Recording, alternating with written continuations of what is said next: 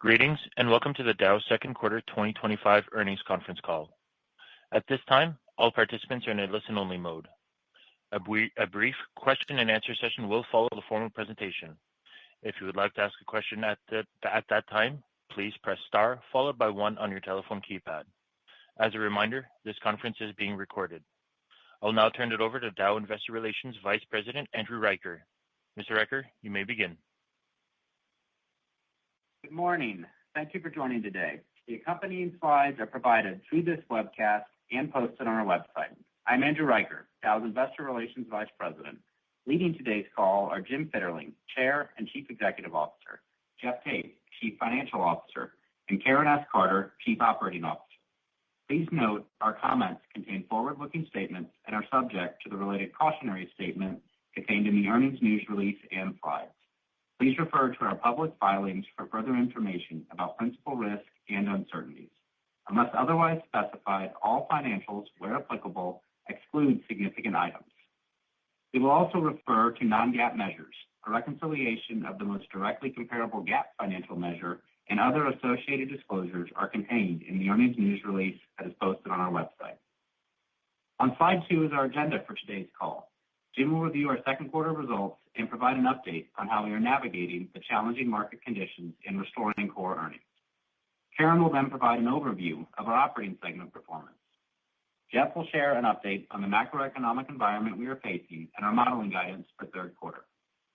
Following that, we will share more on the strategic in-flight actions our teams are taking to navigate this prolonged downturn, specifically around cash support, operational execution, and structurally improving our global asset footprint in the near term to position Dow well for when our industry recovers. Following that, we will take your questions. Now, let me turn the call over to Jim. Thank you, Andrew. Beginning on slide 3, the prolonged down cycle our industry has been experiencing was further amplified this quarter by heightened trade and geopolitical uncertainties, which have strained profitability across our industry. In this environment, it is critical that we successfully navigate the near term, protect Dow's financial flexibility, and advance our near-term growth initiatives to support higher earnings as the industry recovers. Additionally, growing signs of oversupply from newer market entrants being exported to other regions at anti-competitive economics requires an aggressive industry response and regulatory action to restore competitive dynamics. Given these challenges, we remain focused on driving operational discipline in everything we do. In the second quarter, net sales were $10.1 billion, down 7% versus the year-ago period, reflecting declines in all operating segments. Sequentially, net sales decreased 3%, as seasonally higher demand in performance materials and coatings was more than offset by declines in our other operating segments. EBITDA was $703 million, which is also lower than the same period last year. Following a significant analysis and consideration, we announced this morning that Dow would implement a 50% dividend reduction effective in the third quarter of this year. This decision was not taken lightly, as we understand the importance our shareholders place on the dividend, and we carefully considered this on top of the financial impacts that we modeled. The dividend is a key element of our investment thesis, and that is not changing. We remain committed to targeting a competitive dividend across the economic cycle. However, given the current lower-for-longer earnings environment and the lack of a clear line of sight to a recovery for our industry, this is the most prudent way to maintain financial flexibility and maximize long-term value for our shareholders. Also in the second quarter, we progressed several near-term cash support levers.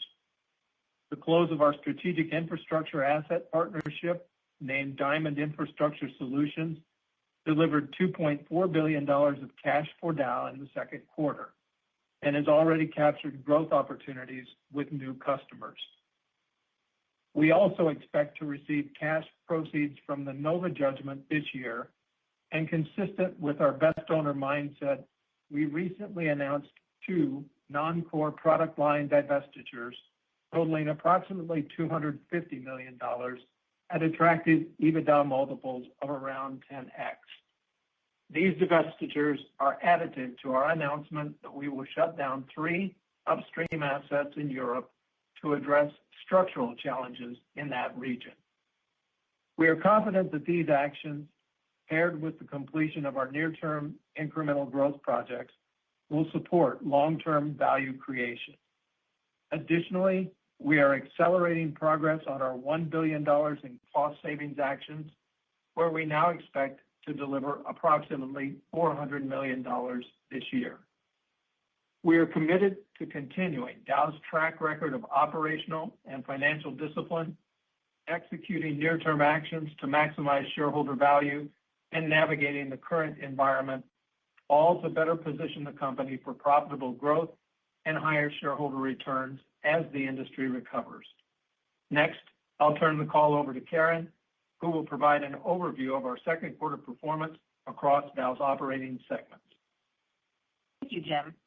In the second quarter, our teams continued to focus on price management to restore margins as we prioritize volume and attractive end markets. As we have done for the past several quarters, we are closely monitoring the macros across the markets we serve, pulling all levers to help mitigate the current lower for longer earnings environment, as well as the impact brought on by recent trade and tariff uncertainties. Starting with the results for our packaging and specialty plastics segment on slide 4.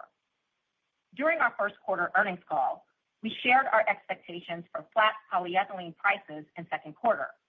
In April, however, prices in North America settled down 3 cents per pound, weighed down by the tariff uncertainty that halted several export channels. We believe that absent these uncertainties, prices would have remained at least flat and may have increased given healthy demand and higher feedstock costs. In June, with export markets normalizing, the industry recovered the 3 cents per pound that was lost in April. Although industry margins remain below historical averages, demand remains steady, and following 3 consecutive months of industry inventory decreases, we see a favorable backdrop supporting further price increases.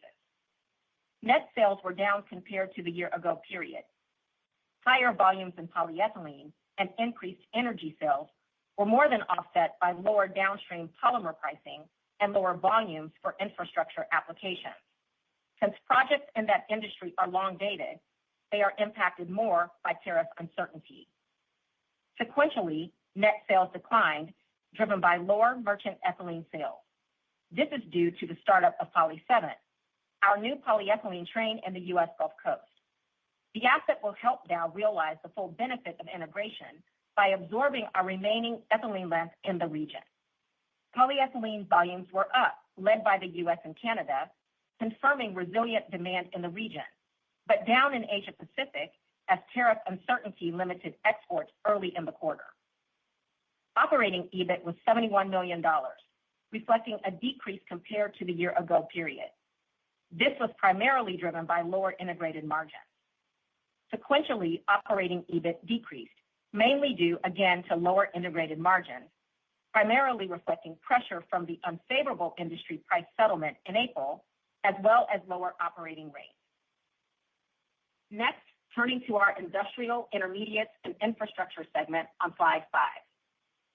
Net sales declined both year over year and sequentially as market conditions across the segment remained challenging, particularly in our polyurethanes and construction chemicals business, which has high exposure to durables and building and construction end markets. Volume declined 2% compared to the year-ago period. Lower polyurethanes and construction chemicals volumes in EMEAI, where we continue to see increasing import activity from competitors in China, were partially offset by higher industrial solutions volumes across data center cooling and gas treating applications.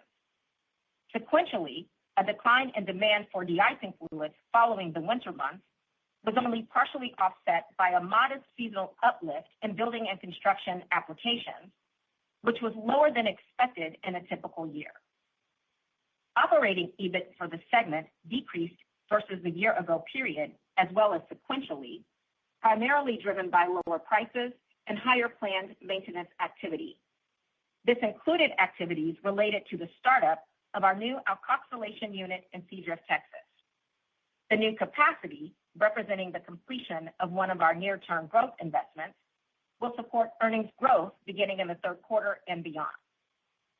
We also recently finalized a long-term agreement with a major consumer brand owner to supply millions of pounds of low-carbon solutions, demonstrating our ability to capitalize on innovations that are meeting the needs of our customers and their sustainability commitment to consumers. Moving to the Performance Materials and Coatings segment on slide 6.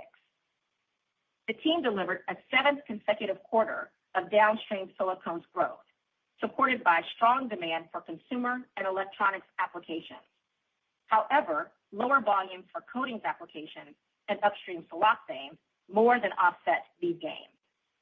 Net sales in the quarter decreased versus last year, and local price decreased year over year, driven by declines in both businesses. Sequentially, net sales for the segment increased 3%, driven by higher demand for downstream silicones in mobility and personal care applications, as well as seasonally higher demand for architectural coatings. Operating EBIT was up compared to the year-ago period, primarily driven by margin expansion from lower input costs, as well as better mix in consumer solutions, including more downstream silicones volumes and less upstream siloxanes. Sequentially, operating EBIT increased, driven by volume gains in both businesses as a result of seasonal improvements and continued downstream silicones growth, as well as lower fixed costs. In summary, Team Dow is focused on taking action to help navigate the challenging industry conditions. We are protecting and advancing our position in high-growth markets, optimizing our global asset footprint, and staying close with our customers. I will now turn the call over to Jeff, who will share more on the macroeconomic landscape, our outlook, and the related actions we are taking to ensure Dow's financial flexibility. Thank you, Karen, and good morning to everyone on the call today. Moving to slide 7. As we head into the back half of the year, Dow and some of our industry peers are noting expectations that the global macroeconomic backdrop will remain challenged. Ongoing tariff and geopolitical uncertainty have impacted demand patterns, especially in the industrial, infrastructure, and durable goods sectors.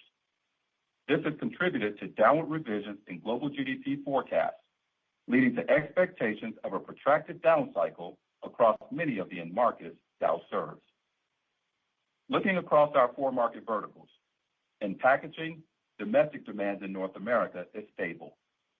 However, export markets saw slower growth as volatile tariff policies weighed on trade flows, resulting in lower operating rates and additional margin pressure across the industry.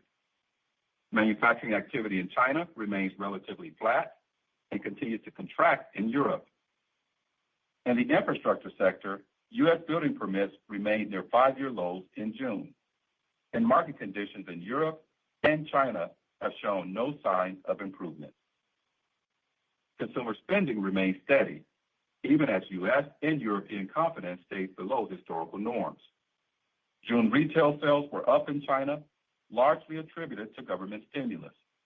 However, consumer prices in China have deflated in 4 out of the last 5 months through June. And in mobility, we continue to closely watch the impacts on demand from both global tariffs and government incentives. We have seen signs of softening in the U.S. as auto sales declined for a 3rd consecutive month in June. In the EU and China, while internal combustion vehicle demand continues to soften, electrical vehicles remain a bright spot. In China specifically, vehicle production is forecasted to grow 3% this year. Chinese auto sales and production are highly dependent on government incentives and could be affected by tariff and trade uncertainties. If the current momentum continues, it should be beneficial for our elastomers and our silicones businesses that have exposure to this market. Now turning to our outlook on slide 8. With the considerable uncertainty that so many markets are facing, making any projections right now is especially challenging. Should we become aware of significant changes during the quarter, we will share timely updates as appropriate. Although the macros remain largely unchanged, based on current indicators, we anticipate our third quarter EBITDA to be approximately $800 million, a $100 million improvement from the second quarter. This reflects our expectations for a sequential improvement in polyethylene integrated margins, as well as higher volumes from our growth investments that were commissioned in the second quarter.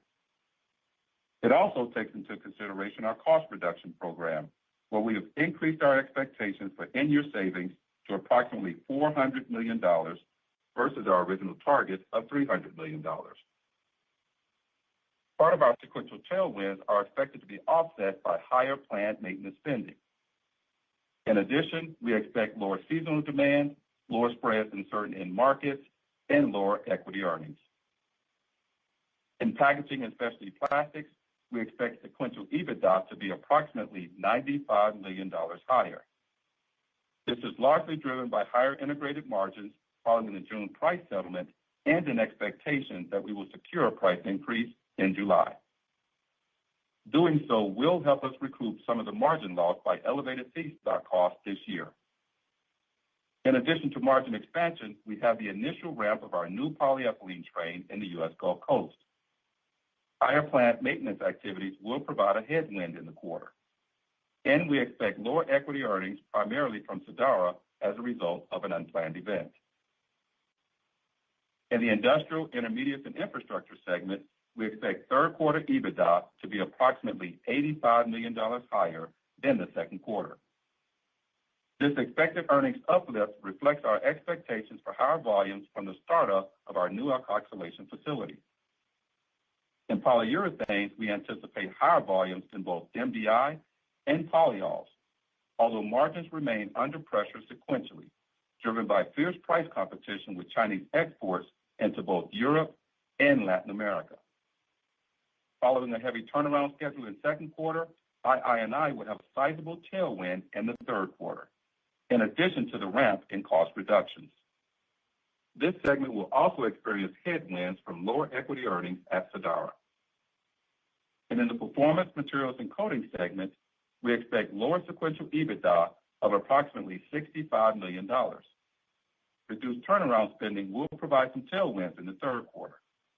We also anticipate normal seasonally driven decreases in demand in the building and construction end market, as well as margin compression in upstream siloxanes.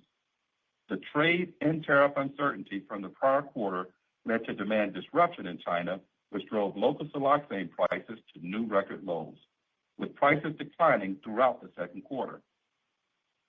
In summary, with expanded margins in polyethylene, earnings tailwinds from our recent organic investments, and our accelerated cost reduction ramp, we expect to deliver sequential earnings improvement despite the slow growth environment we are navigating. Now, turning to slide 9. We remain committed to financial discipline and flexibility, as evidenced by the near-term cash and operational improvements we already have underway to provide significant support. For example, we announced last quarter that we expect our total enterprise 2025 CapEx to be approximately $2.5 billion, reflecting a $1 billion reduction compared to our original plan of $3.5 billion. This is largely attributed to our decision to delay our Path to Zero projects in Canada until market conditions improve. And consistent with our best owner mindset, we also announced 2 non-core product line divestitures totaling approximately $250 million at attractive EBITDA multiples of approximately 10x. This includes completing the sale of our Toulon soil fumigation product line to a strategic buyer. And we announced that Dow will sell our 50% ownership in the Dow AXA joint venture, which is expected to close in the third quarter of this year following customary regulatory approvals. Turning to our cost reduction efforts, we are on track to deliver at least $1 billion in targeted cost savings on an annual run rate basis by 2026. We delivered an approximately $50 million sequential tailwind in the second quarter and are on a faster pace than we initially anticipated. In fact, we now expect to deliver approximately $400 million of the reductions this year. We also executed a debt-neutral $1 billion bond this year to take advantage of tight spreads and extend our material debt maturities past 2027. In addition, we continue to make solid progress on our unique to Dow items that support our near-term cash generation. In May, we finalized our strategic partnership with Macquarie Asset Management for the sale of a minority equity stake in select U.S. Gulf Coast infrastructure assets, receiving approximately $2.4 billion in initial cash proceeds from the transaction. The new entity, Diamond Infrastructure Solutions, recently announced a deal with a climate tech company named Again to build a first-of-its-kind plant to recycle waste CO2 emissions from an on-site tenant in our Texas City Industrial Park. This agreement is one of many growth opportunities the Diamond Infrastructure Solutions business model is set up to enable with both new and existing customers. And as a reminder, Macquarie has the option to increase their stake to 49% within 6 months of closing, which would occur no later than November. This would increase total cash proceeds from this new partnership to approximately $3 billion for Dow this year.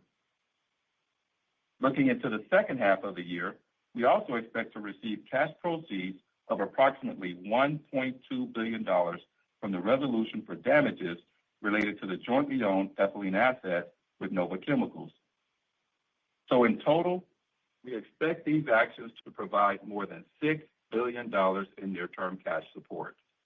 And building on this, Karen will now cover the work we're doing to drive execution, ensure strong operational performance, and enable higher near-term returns. Turning to slide 10, we are executing several strategic moves that will uniquely position Dow to win as the industry recovers. This includes moving aggressively on all fronts to protect and expand our industry-leading position. For example, in packaging and specialty plastics, we completed the startup of our Poly 7 world-scale polyethylene train in Freeport, Texas. Using Dow's proprietary solution technology, Poly 7 is designed for lower cost and increased production capacity, as well as improved efficiency and flexibility. Poly 7 will support customer-driven demand and specialty packaging, health and hygiene, and industrial and consumer packaging applications. This new asset will also absorb Dow's ethylene length in the U.S. Gulf Coast, maximizing integrated margins and enabling production of higher value functional polymers at other assets. Additionally, the completion of our new alkoxylation capacity in Cedar, Texas, will support growth in industrial solutions, which serves attractive end markets such as home care, pharma, and energy. After completing this project, Dow will have no wholly owned capacity producing MEG. We're also transforming our performance materials and coating segment through downstream silicones capacity expansions, which support high-value applications in attractive end markets growing above GDP, such as infrastructure, electronics, mobility, and consumer. In addition, our industry continues to face difficult market dynamics in Europe, including an ongoing challenging cost and demand landscape.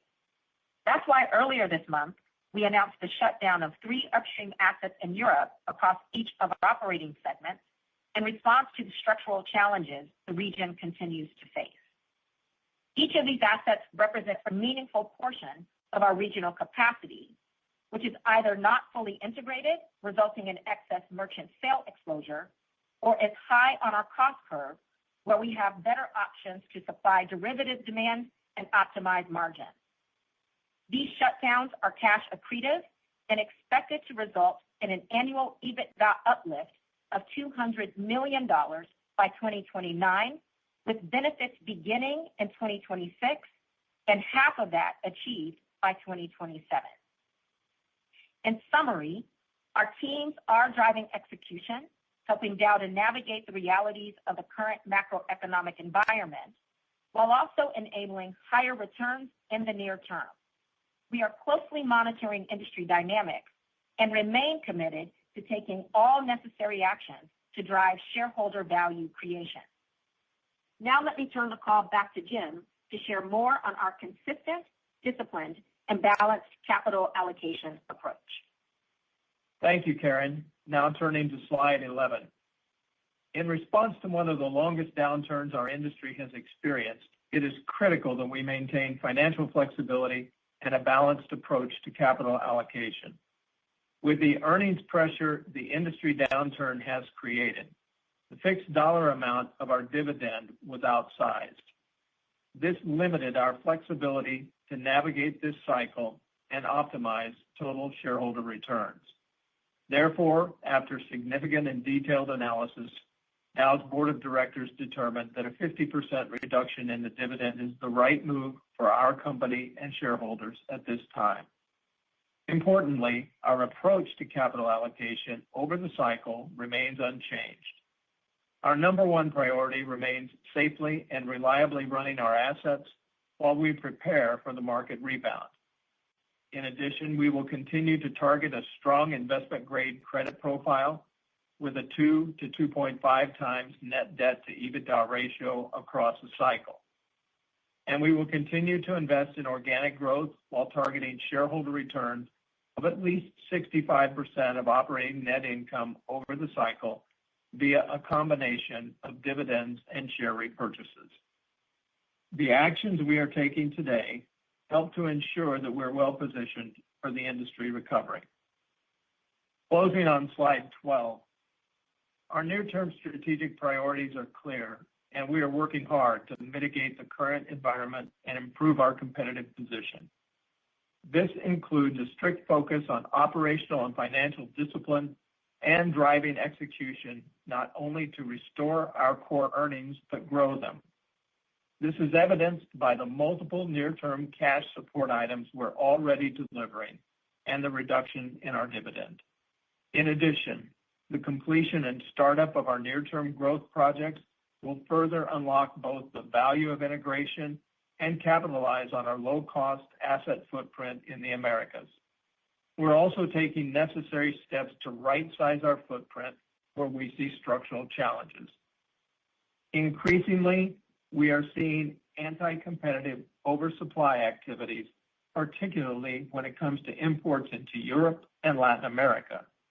Our teams are actively engaged in these regions to aggressively defend our local asset footprint and to ensure that a fair trade environment remains. We're engaging in positive and productive conversations with the governments around the world as it relates to trade and tariff uncertainties, and we're confident that we're in a strong position to mitigate the impact.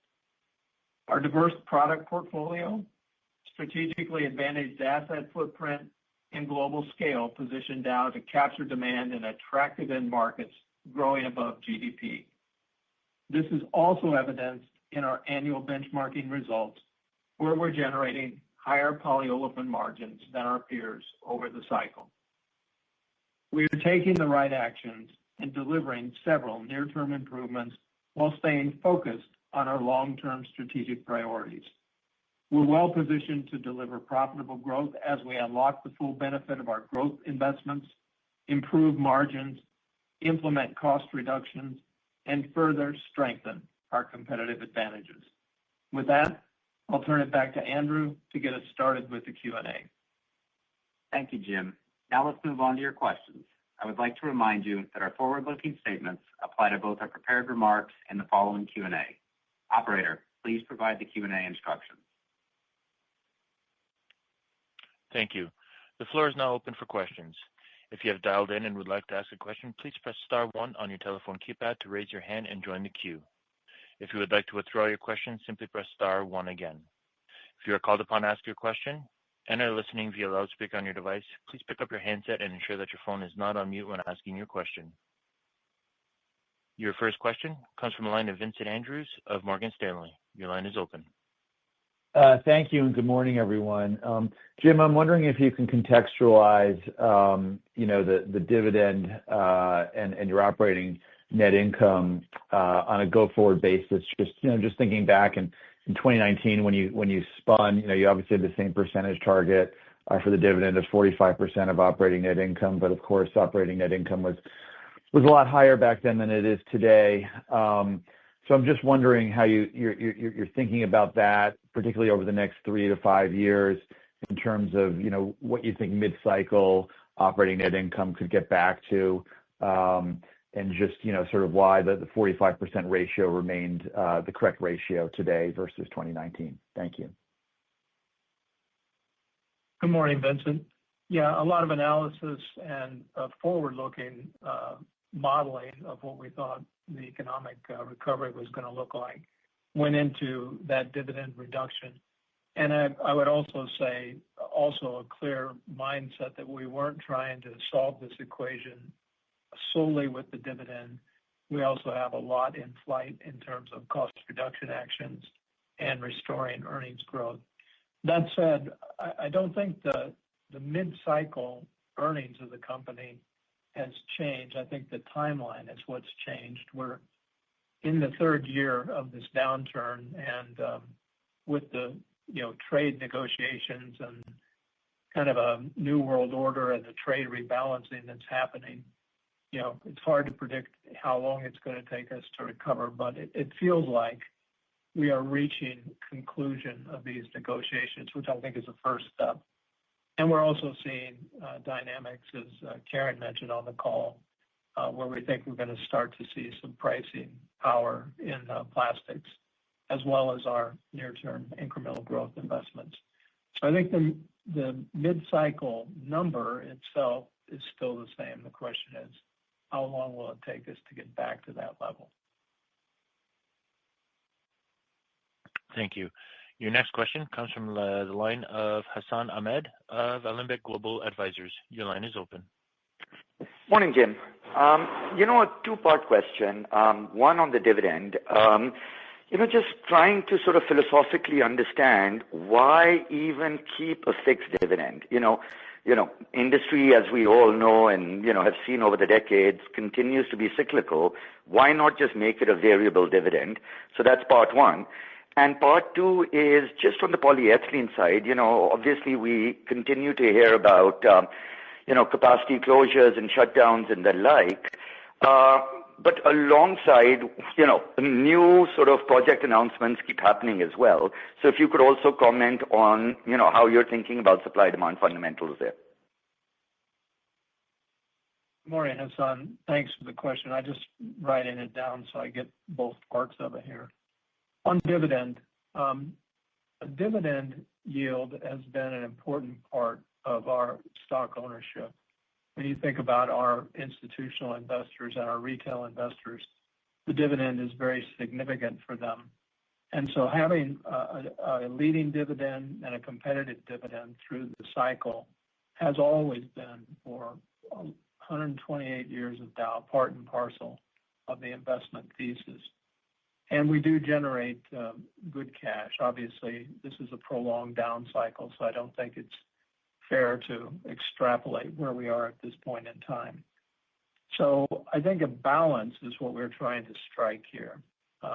With $2 billion moving out every year in a fixed dividend, that really puts some handcuffs on us from a capital flexibility standpoint at this part of the cycle. And reducing that dividend gives us more flexibility to do other things as we navigate through. And as I said, we're not trying to solve the problem with just reducing the dividend. We're trying to keep a good competitive dividend, a leading dividend, which I think is what our investors are looking for, but also earnings growth. And our focus internally right now is on our cost positions. We have to establish low cost at the bottom of this cycle and on restoring earnings growth in the near term. On polyethylene, capacity closures primarily have been announced in Europe. I think so far about 15% of the European capacity has been announced. There are announcements and new capacity coming on, and we still need to remember that polyethylene continues to grow above GDP rates. And so you are going to need new capacity coming into the market around the world to support the growth of all the products that the plastics go into. Questions, timing, and supply-demand balances and how we manage all that. So I don't think you're looking at an environment where it's the end of investing in plastics. I think you're looking at an adjustment to all the tariffs and trade situations that are going on. And then where do we go from there, and what's the timing of the new capacity coming on? Your next question comes from the line of Michael Sison of Wells Fargo. Your line is open. Hey, good morning. I guess the first question is, I think consultants have noted that industry operating rates should get back to 90% for polyethylene in the third quarter. Pricing is up, integrated margins up. How do you get adjusted EBIT better? It just seems like it could be a little bit better. I want a little bit of color on that. And then as a quick follow-up, Jim, I think you've noted that Dow sees an opportunity to leverage its 10 gigawatt power portfolio for AI data centers, maybe through the new partnership you have. Can you maybe expand on that a little bit and what the opportunity is? Yeah, let me ask Karen to comment on operating rates. I'll just make one comment on operating rates. There's a big difference between operating rates in the Americas and in the Middle East, where you have very low cost positions, and Europe and Asia Pacific. So we need to keep that in mind. And sometimes the consultants, when they refer to 90% operating rates, may be referring to the low cost assets. But longer term, we do see them getting back to that stage. Karen, you want to comment on what we see coming in third quarter and beyond? Yeah, absolutely. And thank you for the question. We do see integrated margins and polyethylene getting better in third quarter, and that's primarily because of where we ended the second quarter. And so if you think about second quarter, April started off really rough, where you saw the exports frankly evaporate because of the uncertainty around tariffs when the China and U.S. trade started to escalate. And before Liberation Day, we actually thought that prices were going to go up because you saw industry inventories come down in April. But of course, we saw polyethylene prices decline by 3 cents per pound, again, primarily because exports evaporated out of the U.S. Gulf Coast. And then going into May, the market started to stabilize. You saw industry inventories come down again, and exports started to resume. So June is really when we start to see the recovery. You saw industry inventories go down for a third consecutive month. June, from an industry demand perspective, was the best month of the year, and that created the favorable backdrop for prices to go up. But because of the April down 3 cents per pound for the quarter, EBITDA was not great, and integrated polyethylene margins were extremely low. So we are capitalizing on that momentum coming into third quarter, and there's a few reasons why we see integrated margins and therefore EBITDA getting better in the third quarter for polyethylene. The first thing is that the industry has 5 to 7 cents per pound of price increases on the table for July. We expect to get those because, again, the current integrated margins are low and unsustainable. The second thing for Dow is that, of course, you know that we commissioned our Poly 7 polyethylene train down in Freeport, Texas at the end of the second quarter. That train is fully sold out. We are targeting that volume to higher value market segments like food and specialty packaging and health and hygiene. That train also absorbs the last length of merchant ethylene that we have on the market. And since we started up that train, we've seen spot ethylene improve. The prices improve there. And then the last piece is that because we started up that capacity, we have more flexibility to produce higher value functional polymers. So we fully expect integrated EBITDA margins to improve in the third quarter, and therefore we will have uplift both on margins but also on volume because of Poly 7. And on Diamond Infrastructure Solutions, we're early days, but I'd say the range of opportunities there are all infrastructure related. We have an extensive pipeline network that connects the U.S. Gulf Coast from Brownsville, Texas to New Orleans, and several of our sites along the way. We have 4,000 or 5,000 acres of land which would be available for co-location. We've had outreach from people who are interested in everything from battery storage systems for grid stability and reliability. Jeff mentioned a new investment project on one of the sites. Now, a lot of the growth that's coming in data centers and tech and AI is companies that don't have a lot of infrastructure and utilities capability, and sometimes an interest to build behind the meter power, which is the way that we operate. Having said that, there's no big project that I could put out in front of you right now on data centers. But I think positioning ourselves to have the capability to capture some growth there is important. Keeps our costs down as well and leverages our scale. Additionally, I think there's some opportunities with environmental operations. You think about wastewater treatment and the management of that. That's a unique capability the chemical industry has, and we have in particular. And I think that's one that can be very challenging for a new entrant and can also take an awful long time to permit. Your next question comes from the line of Jeff Zekauskas of JP Morgan. Your line is open. Thanks very much. If you went forward with the Alberta project, maybe your CapEx annually would be $3.5 billion, and you still have $1 billion in dividend payments. So if there's no improvement in the operating environment through the first half of 2026, is that project off the table, or would you reduce your dividend further? How do you feel about that in a world where the operating environment doesn't improve? And for Jeff, the working capital use was $1.5 billion for the first half. Where do you think working capital use or benefit will stand by the end of the year? Morning, Jeff. Thank you. On Path to Zero, we will come back to that project, as we indicated earlier, toward the end of the year as we look forward and what 26 and beyond CapEx plans are.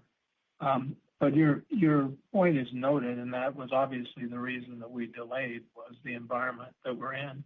And we want to see a return to core earnings growth before we make a decision and make the move on that. I do think, as we mentioned in the previous question, long term, you do need growth in polyethylene. And given the capacity that we've got up there being very low cost, it's important for us to continue to move our footprint lower down the cost curve. But affordability is first and foremost that we got to take a look at. Jeff, do you want to take working capital? Absolutely. Good morning, Jeff. In terms of working capital, the team continues to do a really solid job of managing inventories in all three aspects of working capital in the first half. What we have been managing through is obviously a heavy planned maintenance schedule throughout the first half of the year, which will continue into third quarter and then start to tail off in fourth quarter as well. We've also been managing the two new growth investments as they come online, as Karen mentioned in her prepared remarks earlier. So first half versus second half, Jeff, we would expect to see working capital improve in the second half versus what we've seen in the first half.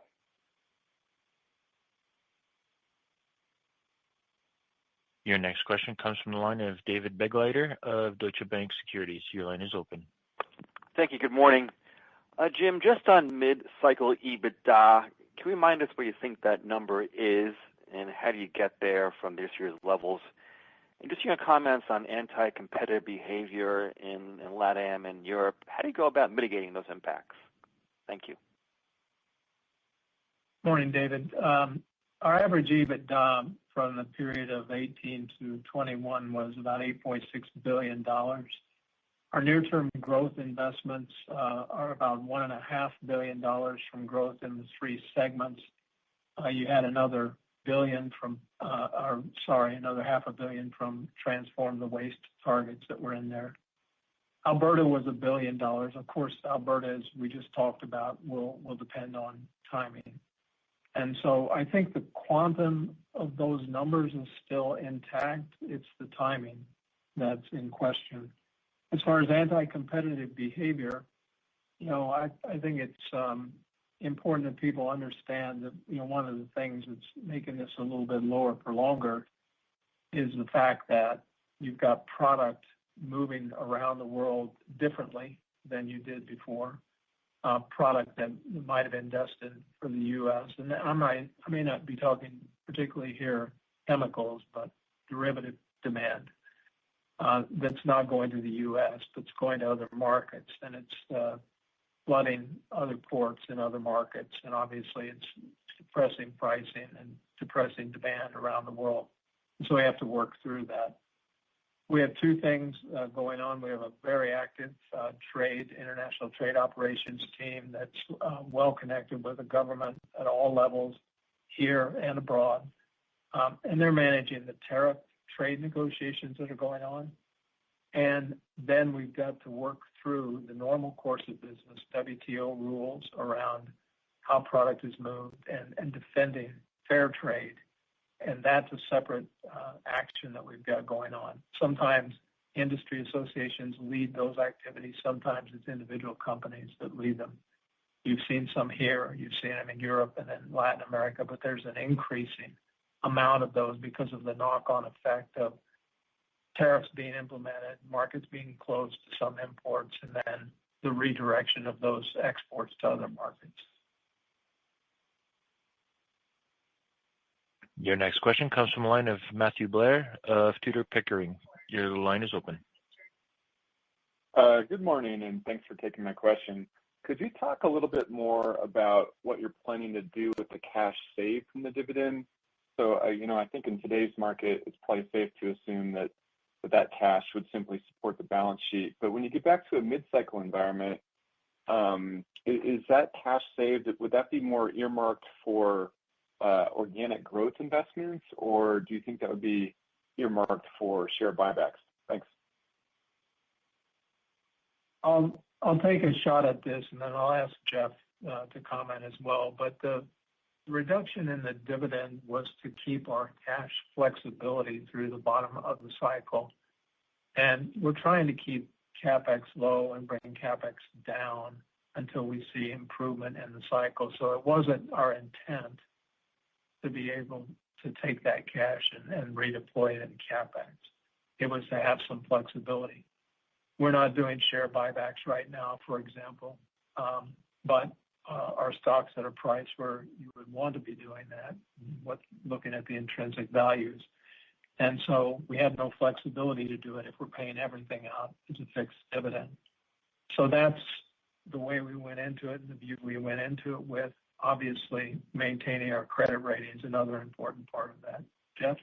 So, Matthew, the only thing that I would add, if you look at this more in the near term, it's absolutely about navigating this lower for longer, maintaining that flexibility, continuing to focus on balance sheet strength. As we think more medium and longer term, what we want to do is ensure that we can continue to look at the most value-creating opportunities that we'll have across our balanced capital allocation framework. One thing I would note in regards to that, because of a lot of good work that's been done over the past few years around the balance sheet, we don't have any substantive debt maturities that come due before 2027. So we're in a really good position from that perspective to maintain that flexibility in the near and medium term. Your next question comes from the line of Kevin McCarthy of Vertical Research Partners. Your line is open. Yes, thank you and good morning. Jim, in listening to your comments, it sounds as though you believe that normalized earnings power has not changed very much, but the timing or the cycle shape has changed. So I was wondering if you could elaborate on that over the near term and the medium term. For example, you're guiding up sequentially in 3Q. So do you think $700 million could be a durable trough for quarterly earnings?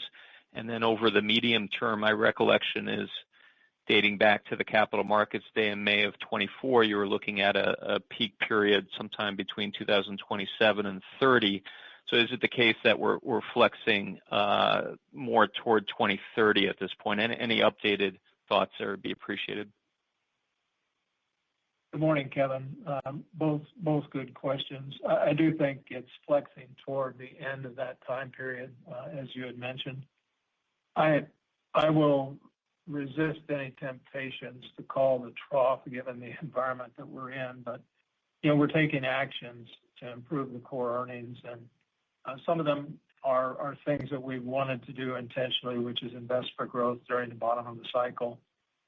because those are the things that get us in a position to maximize the upcycle when we come out. And this business, it takes a while to get in position to be able to capture that. You just can't think that the cycle's coming next year and, it's time to start working on a project. You have to have that already underway, in flight, or finishing construction. So that's the way we're looking at it. The market is absorbing and has to continue to absorb some of the capacity that's come on. And then you're starting to see at least an understanding and awareness and some rhetoric in China about the amount of capacity that they've built and the amount of overcapacity that's there and the impact that's having, even on the domestic market, especially amplified when they're limited on the export of that material. And so I think that's a good thing. That brings some discipline into things that we haven't seen, and we need more discipline. Your next question comes from the line of Josh Spector of UBS. Your line is open. Yeah, hi, good morning. I was wondering if you'd talk about just operating rates for Dow within polyethylene. I mean, our understanding is some of the lower EBITDA on 2Q was that you guys took down operating rates, and the industry did as well. So if you could help size what that penalty was in 2Q, and it doesn't look to me that you're assuming much improvement in 3Q. I guess, is that the right framing, or would you characterize that differently? Thanks. Yeah, let me ask Karen to take a shot at that. Yeah, thanks for the question. So operating rates in second quarter, again, it was the April challenge that we had. Keep in mind that the overall industry in North America exports about 40% of its capacity on a monthly basis. And so, as I mentioned before, before Liberation Day, there was fertile ground for prices to go up because inventories had come down in April.